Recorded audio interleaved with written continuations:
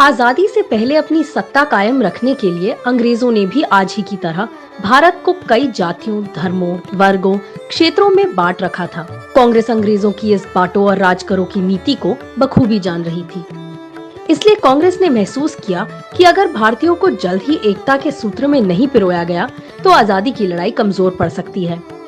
रहमतुल्लाह सयानी की अध्यक्षता में 1896 का कलकत्ता अधिवेशन इस दिशा में महत्वपूर्ण पड़ाव साबित हुआ। इसी अधिवेशन में पहली बार बंकिम चंद्र चट्टोपाध्याय द्वारा लिखे गए वंदे मातरम को अपनी आवाज देकर गुरुदेव रविंद्रनाथ टैगोर ने आजादी की लड़ाई में जोश भर दिया।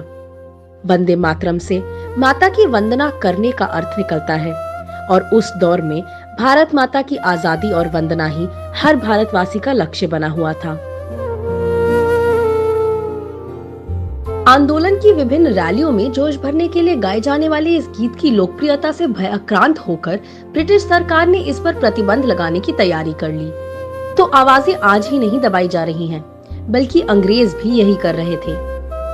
इसके बाद तो न केवल 1896 बल्कि कांग्रेस के अलग अलग अधिवेशनों में वंदे मातरम की गूंज सुनाई देने लगी। ये गूंज ब्रिटिश हुकूमत की नींव को हिला रही थी, क्योंकि लाला लाजपत राय की पत्रिका का नाम वंदे मातरम। आजादी की बलिवेदी पर चढ़ने वाले शहीद क्रांतिकारियों के आखिरी शब्द वंदे मातरम। भीकाजी कामा ने जर्मनी में तिरंगा फहराया तो उसमें वंदे मातरम। पंडित राम प्रसाद बिस्मिल की पुस्तक क्रांति गीतांजलि में वंदे मातरम।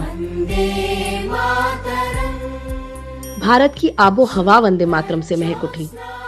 यही कारण है कि आगे चलकर 1937 में पंडित नेहरू, मौलाना आजाद, सुभाष चंद्र बोस, रविंद्रनाथ टैगोर और आचार्य देव की कमेटी ने वंदे मातरम को राष्ट्रगीत के रूप में गाने का निर्णय लिया। वंदे मातरम को आधार बनाकर तब ब्रिटिश हुकूमत ने देश को धार्मिक रूप से बांटने का प्रयास किया था और आज भी वही प्रयास जारी है।